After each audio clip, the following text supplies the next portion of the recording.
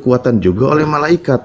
Ketika Rasulullah mengalami penyihiran, langsung ditolong, diruqyah oleh malaikat.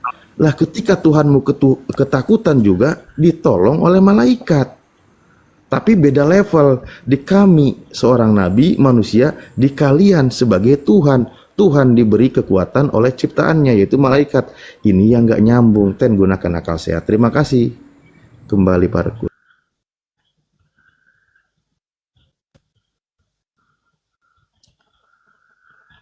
Ya, kita sapa dulu Pak Ardi. Assalamualaikum warahmatullahi wabarakatuh. Ini ada Waalaikumsalam warahmatullahi wabarakatuh. suaranya kecil ya. Ada suara bayi. Iya. Ideke. Mbak Ideke. Malam Bang. Ya, selamat malam Mbak. Komal Akang banyak tentara Romawinya guys, akunku habis. Ya, hati-hati makanya harus tap-tap layar. Gurunda udah habis berapa akun Gurunda? Alhamdulillah. Masya Allah. Ya, Ideke, selamat malam. Ada yang mau ditanyakan? Anda Kristen ya? Mbak Ideke. Saya cuma mau tanya begini Bang. Ya, Mbak dari Kristen? Iya, Katolik. Ya, silakan. Saya mau tanya. Pertanyaan cuma satu begini Bang.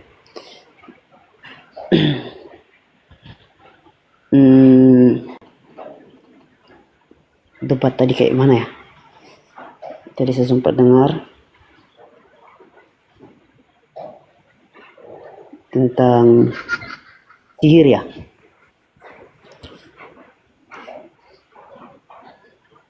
Oh iya, sihir, Ya kan, sihir. Silakan. tentang Ya, sihir. betul.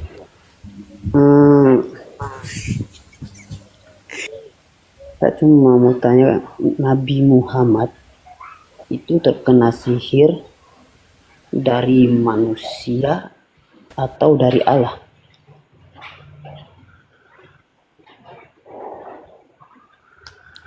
Dari manusia, sihirnya dari manusia. Oke.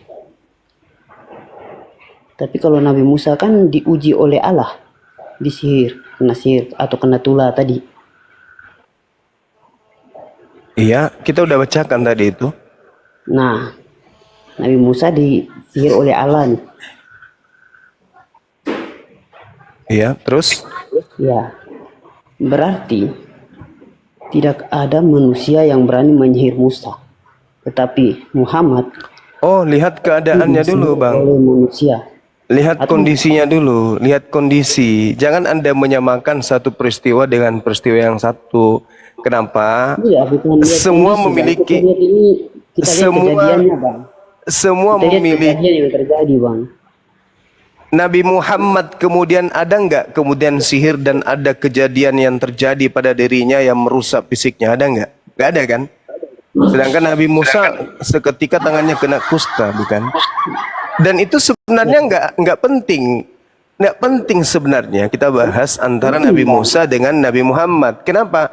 Karena Nabi Musa kami imani. Harusnya yang Anda bahas, saudara, harusnya yang Anda bahas itu Rasul Anda, Paulus, dengan Nabi Muhammad kami. Jangan Anda sandingkan dengan Nabi Musa, karena Nabi Musa itu adalah Nabi kami juga.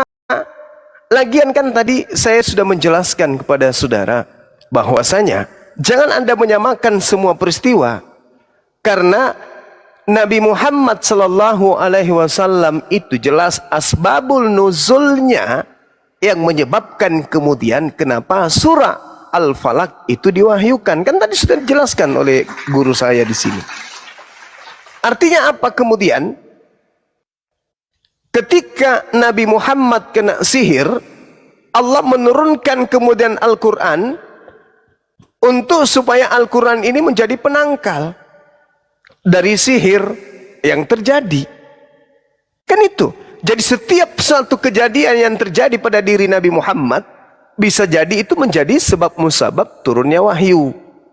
Nah, sama kejadian seperti beliau terkena sihir, asbabun nuzulnya jelas. Itu adalah karena Hal ini menjadi penyebab diwahyukannya surah Al-Falaq kemudian.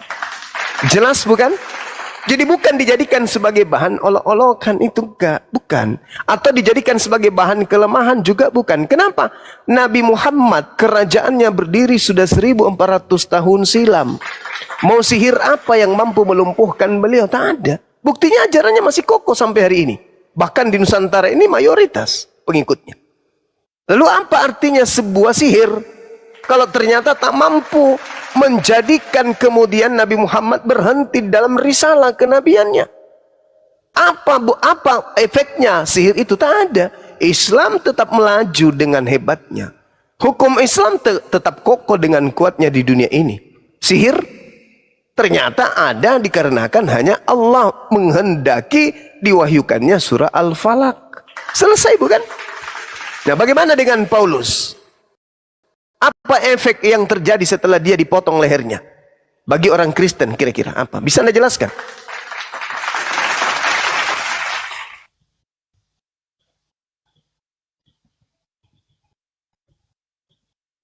Silakan dibuka mute-nya, IDK. Woi, jawab penulis kitab begitu tebal, kenapa lehernya digituin? Jawab, oi. Bagaimana bang pertanyaannya tadi? Coba ulang. Pertanyaan saya, apa faedahnya Paulus dipotong lehernya untuk orang Kristen? Faedahnya, sabar ya bang. Iya. Sabar, saya coba cari di sini.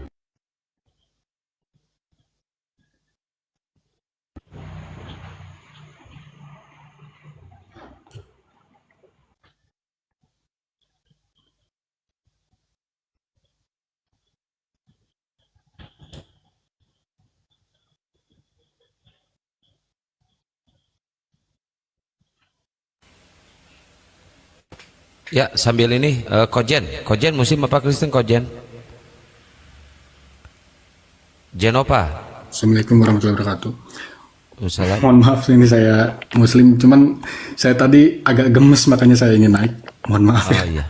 Oke, siap. Gemes tadi. Ngomong jangan dulu. Diturunin moderator. Orang masih ngomong. Iya. Jangan diturunin. Naik lagi Bang. Mohon maaf itu moderator. Orang lagi ngomong. Hargai ya teman-teman kita. Saya undang lagi Bang Jenova. Mohon maaf. Itu moderator. Nah, silakan Bang Jenova. Mohon maaf.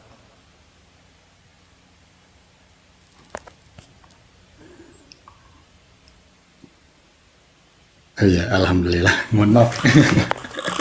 Mohon maaf ya Bang Jenova. Iya, nggak apa-apa. Ya begini Bang Zuma, maksud saya tadi saya dengar Gabriel itu tadi sempat bilang kan di STT gitu ya, sekolah sarjana, sampai dia bilang 6 tahun gitu. Saya ingin meluruskan aja, di mana-mana sarjana itu S1, kalau memang sarjana itu 144 SKS itu hanya 4 tahun gitu. Kalau sampai 6 tahun itu apa gitu. Terus kayaknya di STT itu kalau yang saya tahu kan, ya saya sempat lihat-lihat juga di video-video di Kodondi, mungkin di sini juga saya dapat pengetahuan bahwa lulusan-lulusan di sana tuh untuk lulus di STT mereka wajib memurtadkan orang, mau siapapun, entah dari Islam atau non-Islam gitu. Tapi yang jelas mereka harus memurtadkan bahkan yang sudah beragama gitu ya. Dan itu kan menyalahi aturan pemerintah gitu.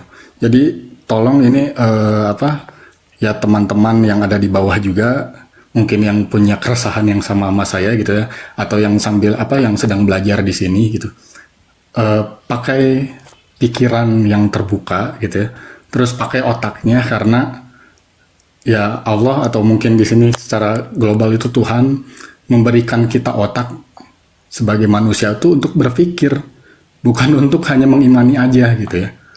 Mengimani aja kalau misalkan kitanya di samping kita akhirnya malah bertanya-tanya, terus kita coba tanyakan kepada yang katanya ahlinya, terus malah disuruh imani aja, terus kita mau seperti itu. Kan kita nggak bisa jadi budak seperti itu gitu ya. Jadi kita sebagai manusia harus berpikir. Itu mungkin Bang Zuma, dan mohon maaf ini guru-guru semua di sini, saya juga di sini mungkin baru beberapa bulan mengikuti Bang Zuma. Alhamdulillah, maksud saya alhamdulillah Muslim dari lahir. Cuman baru sekarang saya merasa dengan banyak ilmu-ilmu yang didapat di sini gitu.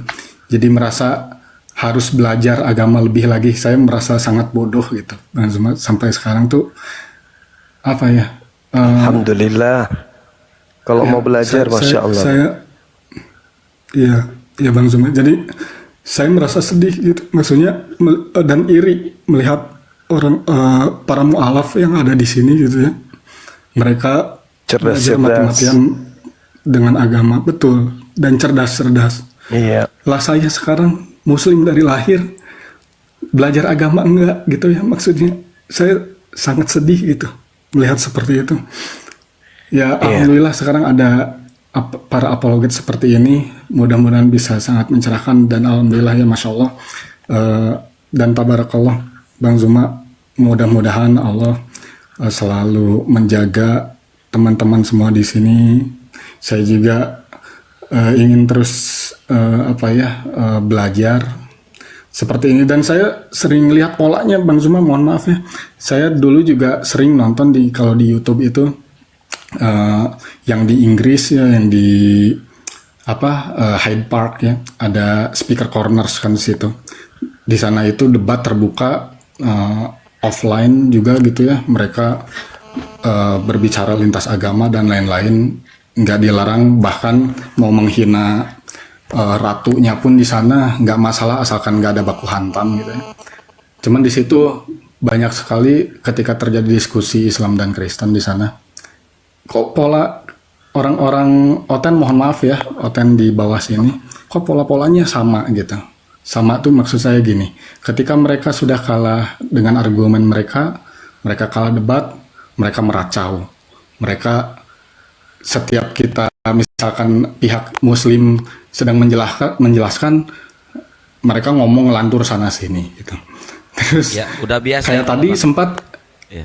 ya, dan tadi saya biasa itu. sempat lihat Gabriel itu, kalau saya lihat pola itu semua keluar, mulai dari meracau, sudah meracau, ya mungkin kalau menghujat, alhamdulillahnya mungkin belum ya kalau tadi saya amati gitu. Cuman pada akhirnya dia mencoba menjadi seperti korban gitu. Jadi Ya. karena mungkin dia ingin mencoba menggaungkan agama kasih katanya ya. Mohon maaf ya ini juga ya. Ya, Katanya mau menggaungkan agama kasih, jadi dia ngerasa seperti korban. Jadi dianggapnya Islam itu menuduh, menista dan lain-lain. Tapi nggak ada seperti itu gitu. Jadi itu hanya Baik, pola. mungkin Ya itu biar aja. Bang Juma Mohon maaf ya. menjelaskan Makasih jawabannya. banyak. Oke. Siap. Iya. Siap, Bang. Makasih Sehat banyak selalu, Bang. semuanya. Wassalamualaikum warahmatullahi wabarakatuh. Assalamualaikum warahmatullahi. Waalaikumsalam warahmatullahi wabarakatuh. Masya Allah. Luar biasa. Selalu diandalin yang lulusan STT teologi yang harus kemudian punya hak untuk menyampaikan. Ya, orang sekolah teologi itu kan hanya untuk ijazah, bukan berarti dia berpikir. Faktanya ketika menjadi lulusan STT ditanya sama jemaat, jawabannya apa? Imani aja. Kan sama aja pun. Mending gak usah sekolah.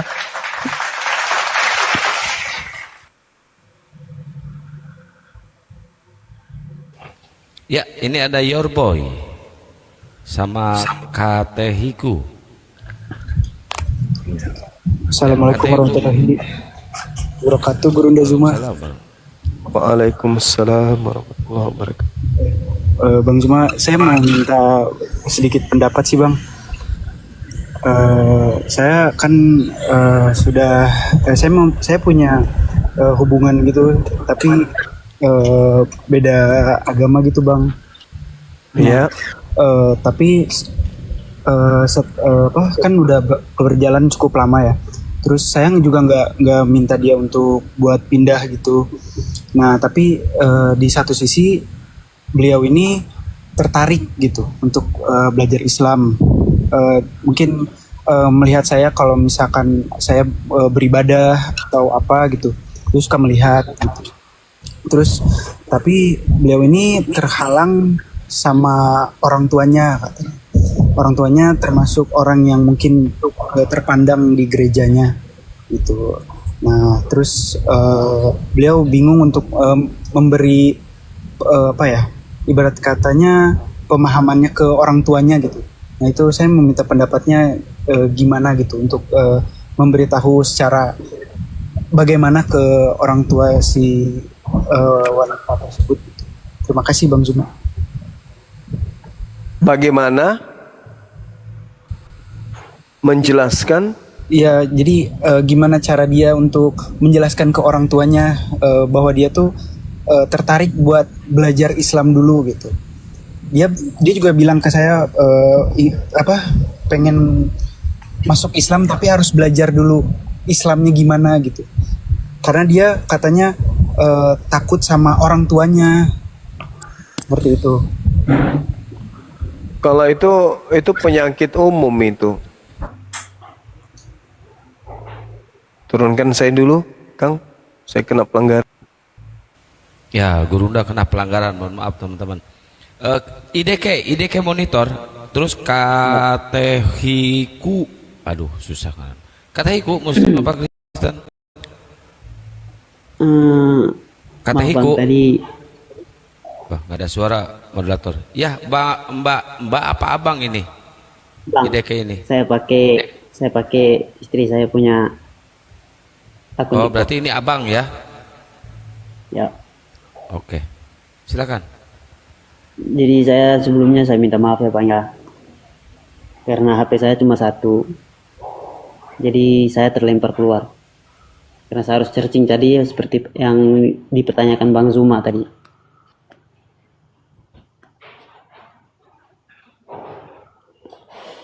Ya, silakan Pertanyaan dijawab. Bang Ya, silakan Zuma, dijawab. bagaimana tadi ya? Paulus ya? Iya. Bagaimana tadi Bang? Coba ulang pertanyaannya tadi supaya saya bisa pahami. Apa manfaatnya Paulus dipotong lehernya untuk agama Kristen? Itu pelajaran apa yang bisa didapatkan di sana?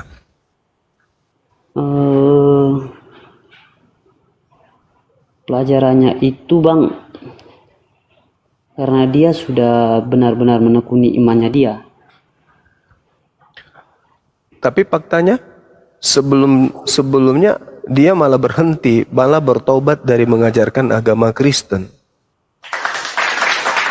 Jadi alurnya itu dia berapi-api kemudian mengajarkan orang-orang untuk meninggalkan hukum Tuhan, hukum Taurat. Berapi-api dia mempengaruhi orang-orang Yahudi yang hidup di tengah-tengah bangsa asing untuk meninggalkan hukum Taurat. Semisal menghalalkan makan babi, melarang bersunat dan seterusnya. Tapi setelah menjelang kematiannya, justru dia itu bertobat dari ajaran tersebut dan kembali kepada agama Yahudi.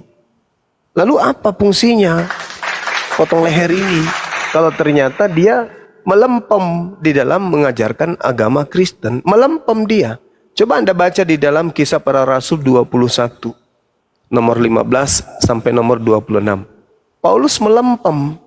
Dia gagah di luar Yerusalem mengajarkan orang untuk menjadi Kristen. Tapi ketika kemudian dia kembali ke Yerusalem, dia melempem kembali menjadi Yahudi, meninggalkan agama Kristennya.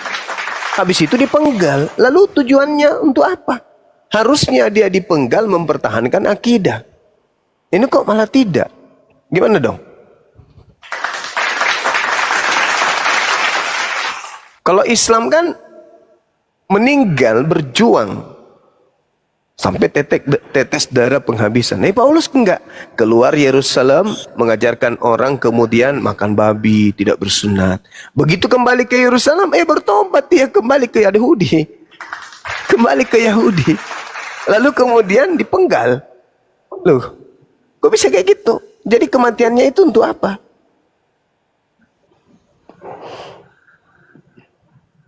Andai saja dia dalam keadaan memperjuangkan yang benar itu adalah Yesus itu Tuhan, yang benar itu adalah Elohim turun mengambil rupa manusia.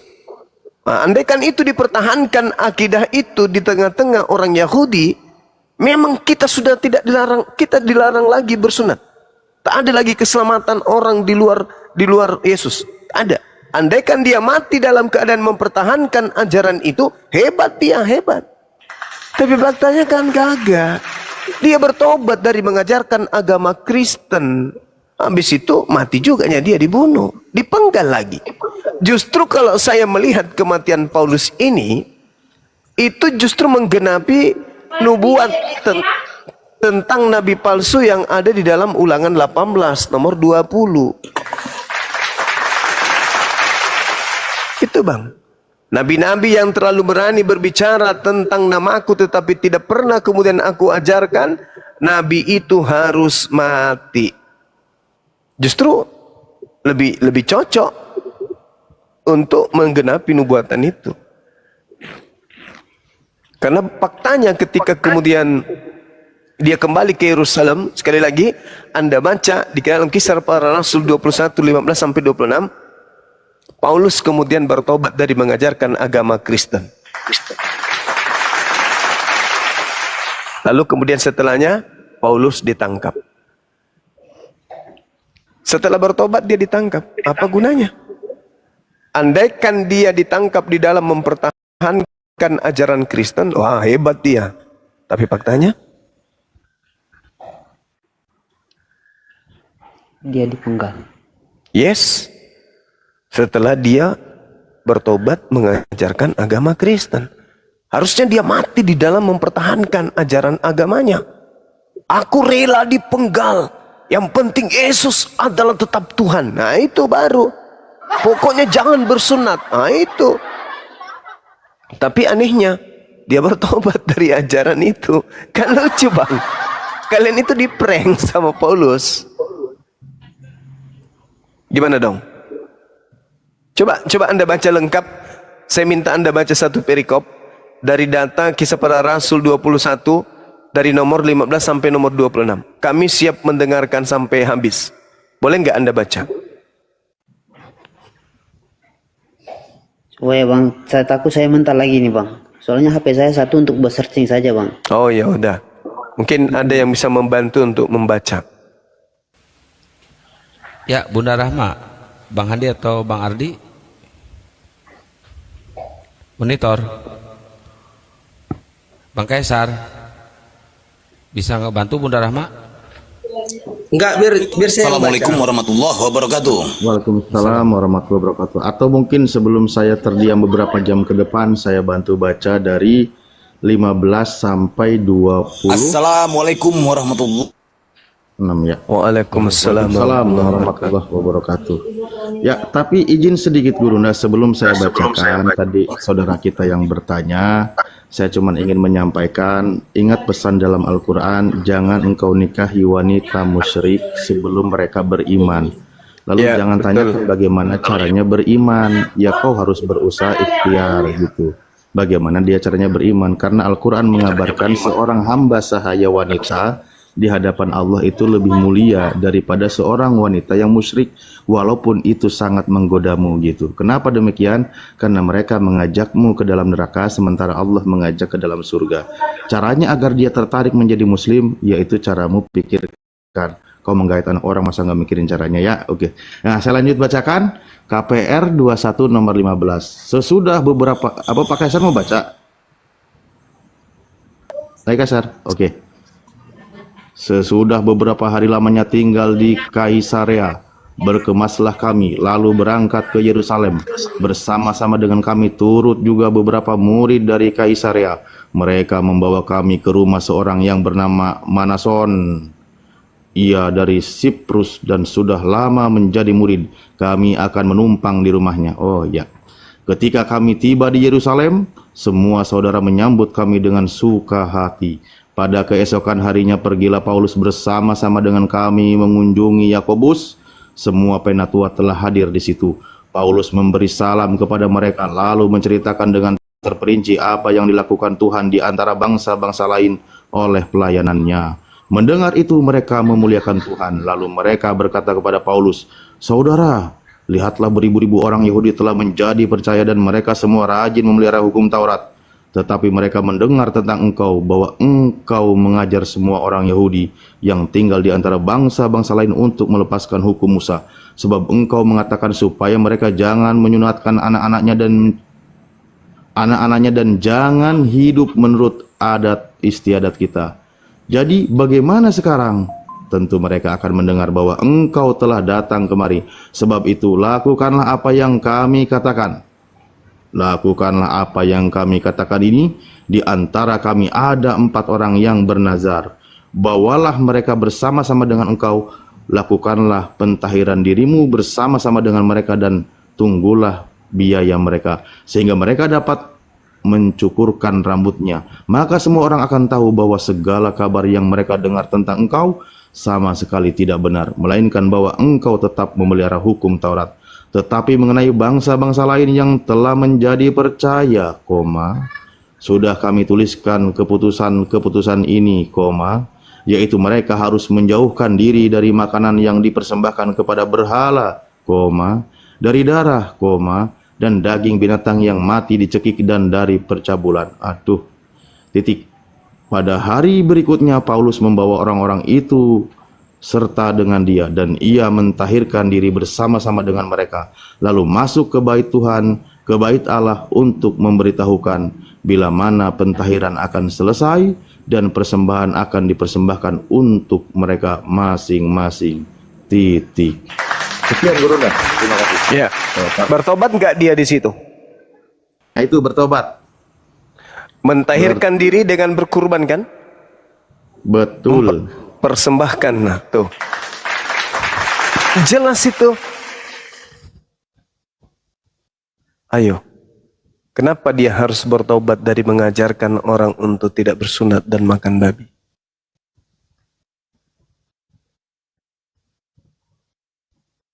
Kemudian Paulus di dalam 2 Timotius 4 nomor 6, di situ dia juga menerangkan kemudian terhadap dirinya, mengenai diriku, darahku sudah mulai dicurahkan sebagai persembahan dan saat kematianku sudah dekat. Pertanyaan saya, darah Paulus ini sebagai persembahan untuk apa lagi? Bukankah Yesus itu sudah darahnya dipersembahkan untuk dosa Kristen? Nah, Paulus ini darahnya dipersembahkan ini untuk siapa lagi? Mengenai diriku, darahku sudah mulai dicurahkan sudah mulai dicurahkan sebagai persembahan. Darah Paulus ini dipersembahkan kepada siapa lagi dia?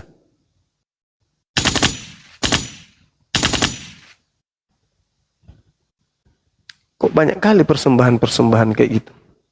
Darah dipersembahkan, darahnya Yesus, darahnya Paulus juga dipersembahkan. Ini kenapa pula Paulus ikutan juga mau dipersembahkan darahnya?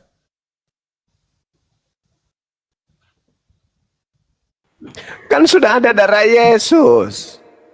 Iya. Kenapa lagi ada darahnya Paulus? Iya, kenapa Paulus juga ikut? Darah Paulus dicurahkan sebagai persembahan kepada siapa? Oke Bang, Ya. ini mungkin menurut tanggapan saya Bang ya. Ya.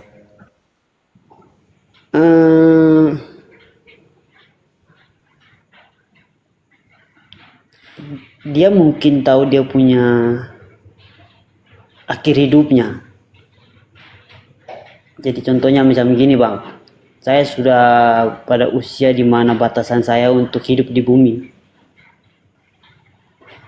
Nah, kalau begitu Anda misalnya sudah tahu 3 hari lagi Anda mati, itu Anda siap-siap untuk mencurahkan darah Anda untuk Anda sudah. persembahkan. Pasti saya akan berkatakan begini, tugas saya sudah selesai untuk di bumi. Darahku kucurahkan untuk Dan pasti darahku kucurahkan untuk Allah. Oh, gimana ceritanya? Itu tanggapan saya Bang ya. Karena Di mana Tuhan Allah menginginkan darah manusia? Begini, karena dia yang memberikan kita hidup ya Bang ya.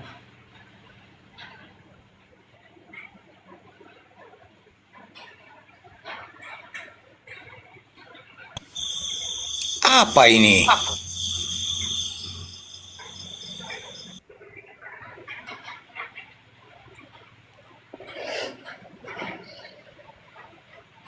Medis, tolong medis, medis, masuk medis.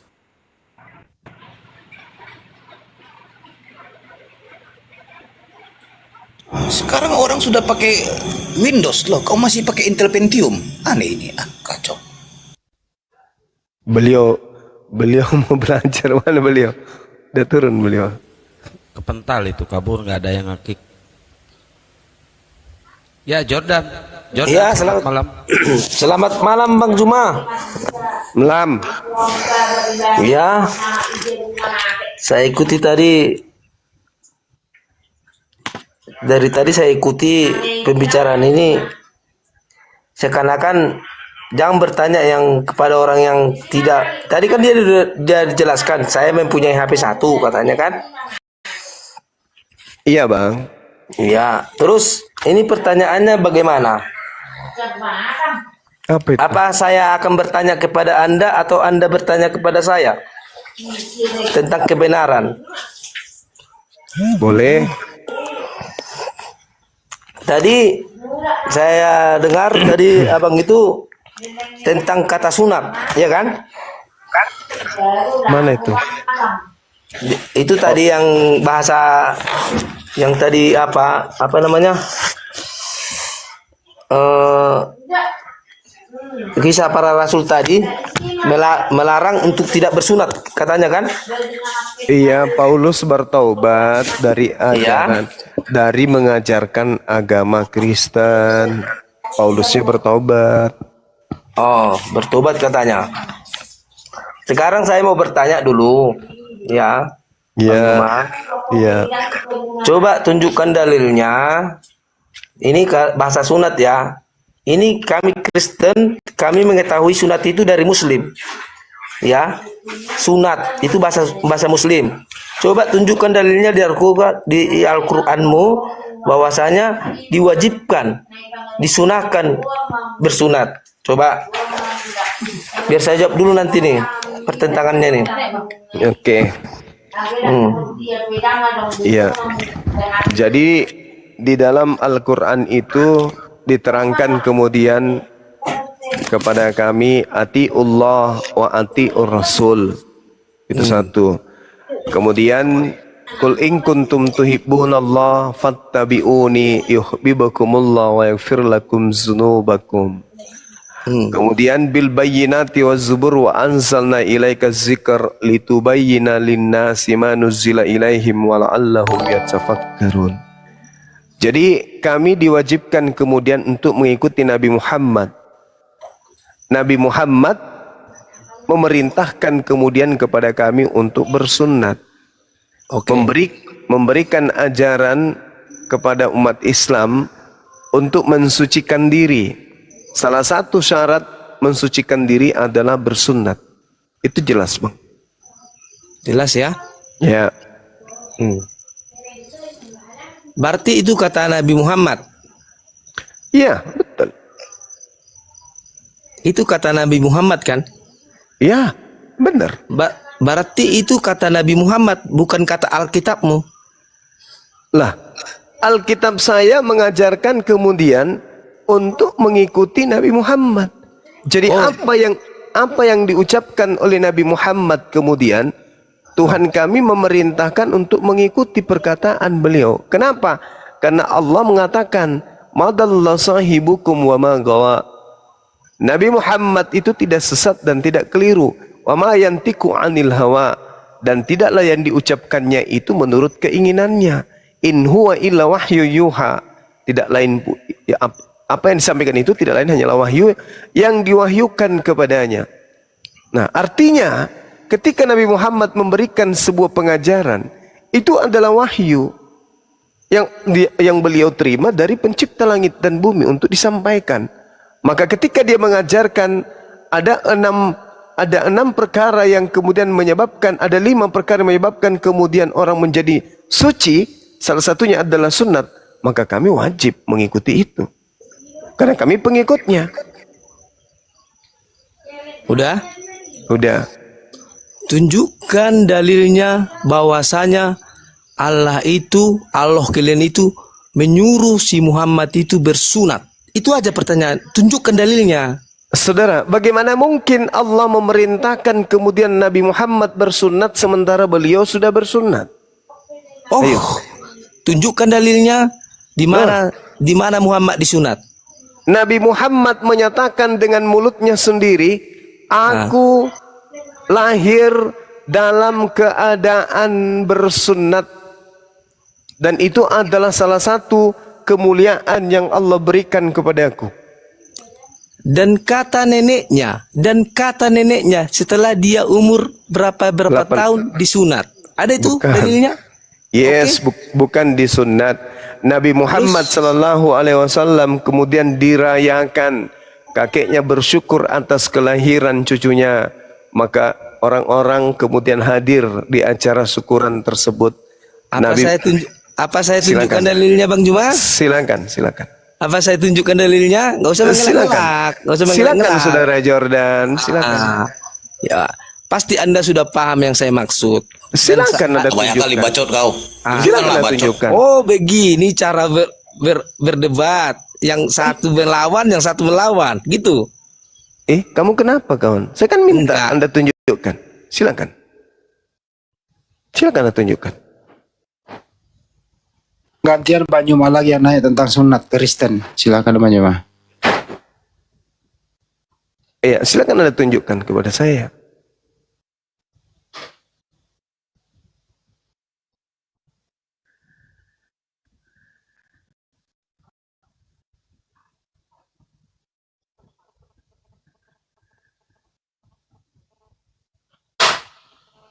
Ayo, mana dalilnya?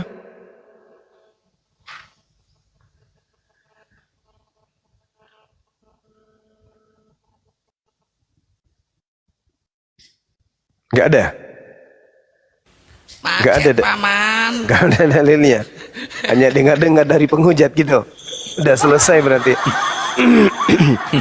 Kalau Anda belajar midras nih, berbicara mengenai apa yang kemudian diajarkan oleh orang-orang Yahudi. Midras orang Yahudi ini di dalam pengajaran mereka itu ada beberapa orang yang kemudian dicantumkan kemudian dikatakan bahwa mereka itu lahir dalam keadaan sunat. Adam, Syed, Nuh, Yakub, Yusuf, Musa, Ayub. Itu adalah orang-orang yang kemudian lahir dalam keadaan sudah sunat. Nah, bahkan kalau kita lihat di dalam kitab Apot di Rabbi Nathan, itu dikatakan bahwa Adam, Set, Nuh, Shem, Yakub, Yusuf, Musa, Beliem, Samuel, Daud, Yeremia, termasuk Zerubabel dan juga Ayub, itu adalah orang-orang yang lahir dalam keadaan bersunat. Nabi Muhammad lahir dalam keadaan bersunat. Makanya beliau mengatakan salah satu kemuliaan yang Tuhan berikan kepadaku, aku lahir dalam keadaan sunat. Ternyata bukan cuma beliau yang lahir dalam keadaan sunat. Nabi Musa juga, Nabi Yusuf juga, Nabi Yakub juga, Nabi Adam juga, Nabi Set, Nabi Nuh, Nabi Ayub. Mereka adalah orang-orang yang sudah sunat semuanya. Ya kan? Nah, Nabi Muhammad yang mengatakan itu. Kalau dia sudah sunat. Istrinya pun di dalam hadis Tirmizi nomor 101, istrinya Siti Aisyah pun menerangkan kalau Nabi Muhammad itu sudah sunat. Nah, orang yang terdekat adalah istrinya. Dan orang yang paling dekat dengan Rasulullah adalah dirinya sendiri. Rasulullah sendiri yang melihat dirinya bahwa dia sudah bersunat. Nah, pertanyaan saya kepada saudara. Mana dalilnya pengakuan Yesus kalau dia sudah bersunat? Silakan. Kalau ada dalilnya, saya naik di Sotet malam ini, baru lompat turun. Mana dalilnya pengakuan Yesus kalau dia sudah sunat, Bang? Bentar dulu, yang satu-satu dulu. Ini mau saya tunjukkan Muhammad disunat atau gimana nih? Ya silakan. Saya dapat Habis itu kabur. Nggak kabur bang, kami Kristen ini nggak pernah kabur. Tunggu. Cuman lari. Ayo silakan tunjukkan.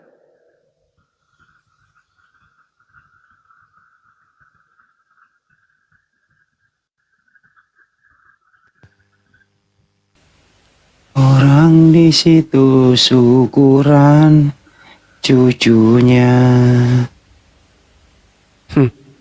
Biar dia baca dulu Bang. Iya tahu. Tahu malas.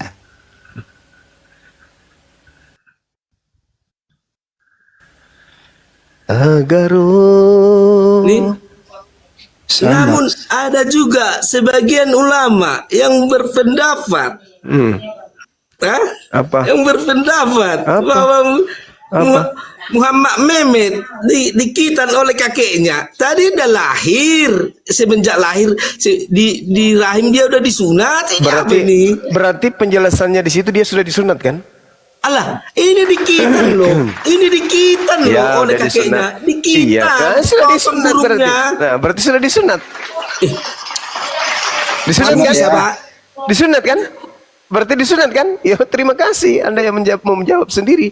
Pertanyaan Anda sudah terjawab oleh Anda sendiri.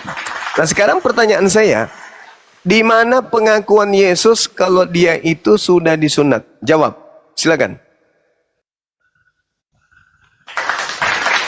Biarkan kamu loh. Tadi kau bertanya 6 sama Banyuma, 1 pertanyaan Banyuma saja. Silakan. Di manakah Yesus mengaku disunat? Ajamu balu sempoi latemu.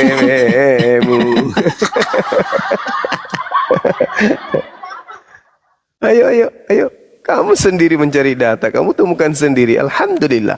Sekarang mana pengakuan Yesus kalau dia itu bersunat? Mana pengakuannya? Tunjukkan.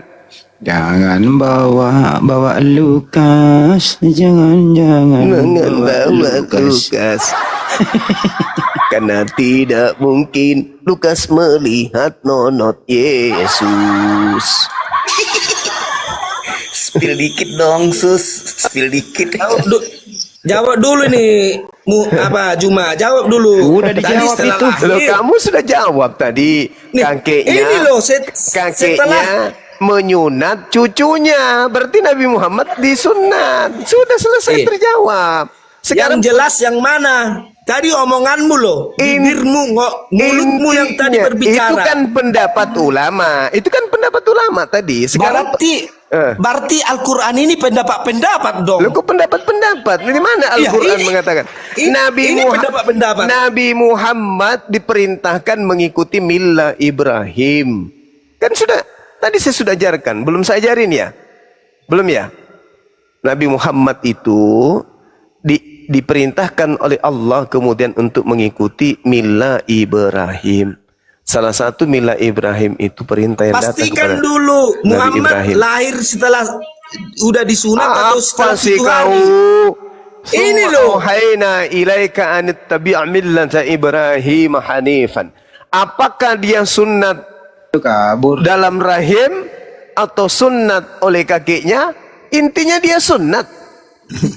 Intinya dia sunat. Sudah selesai permasalahan. Nah, sekarang ya kabur. Pasti. Tadi gue udah bilang jangan kabur juga. Diam dulu kamu. Diam kamu. Orang tua gigi ompong. Diam sekarang ya. MUI sudah mengakui bahwa sekarang tuannya sekarang semua sekarang tuannya Islam sekarang bang semua sekarang. Apa sih kau? Tampilkan fotonya. Si Emen itu bagaimana orangnya? Ada fotonya memang? Ada. Oh, yang giginya punya jendela? Ya, itu. Gedein. Ujung-ujungnya kabur. Digedein dong, pingin kenal orangnya biar ya mana? Yang kacamata dong, yang paling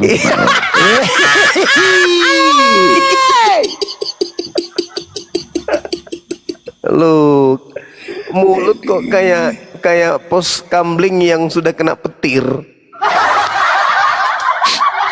Itu kalau gigi kayak gitu masih bisa makan. Assalamualaikum Bang Juma.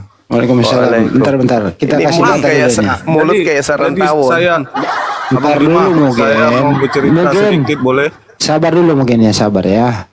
Ya. Jangan terlalu nafsu lah. Ini gue dikasih data dulu ini yang foto. Tadi apa Banyuma? Apa yang masuk di apa tadi itu gimana? Oke Bang, apa yang masuk di mulut itu tidak menajiskan, yang keluar dari mulut yang nah, ini kalau selalu makan ular sanca ya gitulah mulutnya. Ini jangan-jangan saudara Emin ini suka makan anjing hidup. Sekarang Tuhannya muslim sekarang Bang. Jangan Jadi- diturunin, biarin.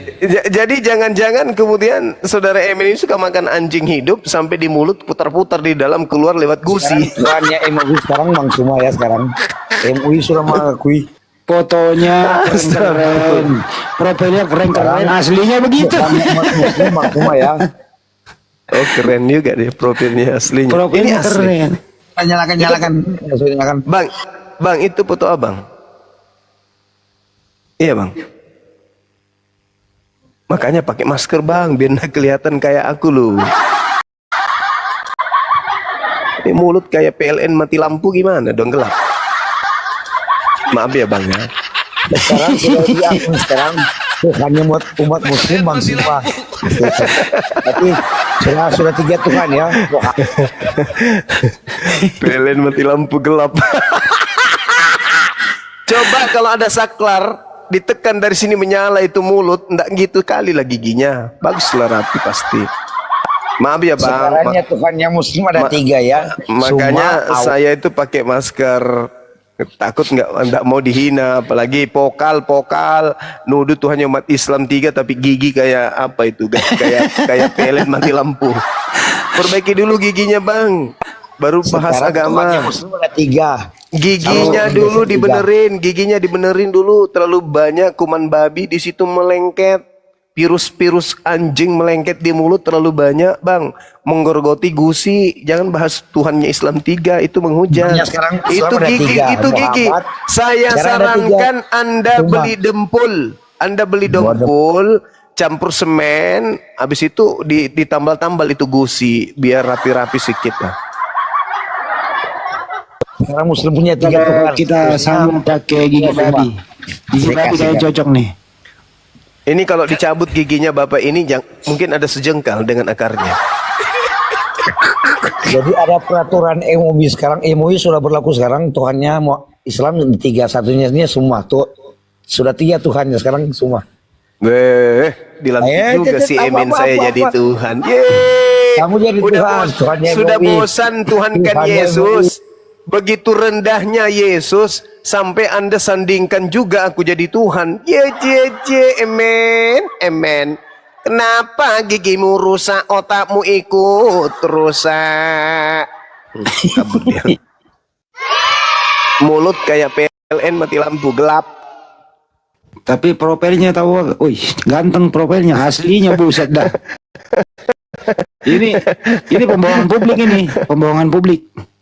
Iya betul ya. Masih mending saya pakai masker sendiri kan ya. Ini Bang Kaisar itu kenapa Bang Kaisar? ini si Eman ini Itu Emen ini itu si Eman ini pidana ini si Eman ini. Lain di gambar, lain aslinya pidana ini. Apa maksudnya coba? Oh gitu ya. Pidana itu ya. Pidana lah. Itu Penipuan. Penipuan lah itu lu lihat tuh. Oh enggak. Profilnya. Sekarang Tuhannya muslim jadi 3. Coba Iya, sebut asal huruf dulu, S dulu Bang. Bang Emen, Tiga coba bilang yang S. jenis. S. Coba bilang huruf apa? S. Coba bilang S Bang. Jangan nanti nyembur.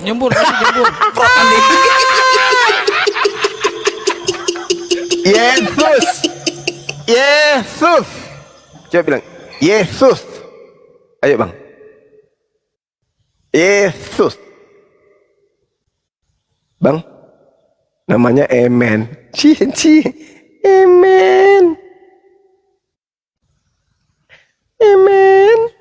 Di Bang Nandar dia ganti nama Harapan Sejuk. Nggak berasa dibawa. Emen dia nggak ganti. Kelihatan. Pedofil coba, berani nggak? Oh gitu. Iya. Nama pedofil berani nggak?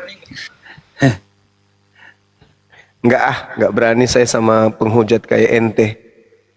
Ya lebih baik dieksekusi di sini, permalukan penghujat gini nih. Ini yang tampil teman-teman ya, ini foto penghujat nih. Giginya tinggal PLN mati lampu.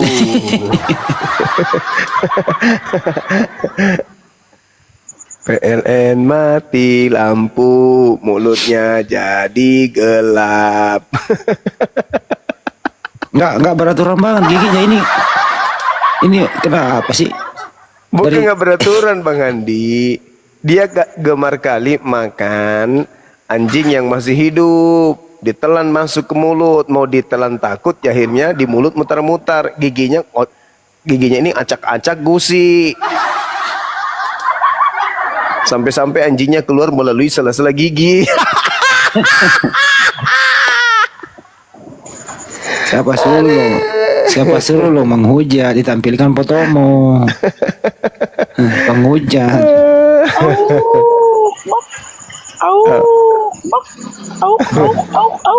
Ini lagi nih.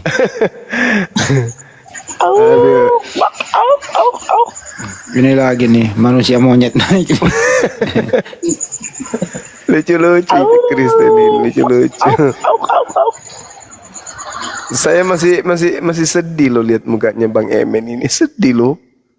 Nggak cocok jadi penghujat, dia cocoknya jadi penjual es cendol. Pasang terus aja Kang, pasang terus Kang. Penghujat harus dipamer biar orang tak kenal. Penjual es dawet.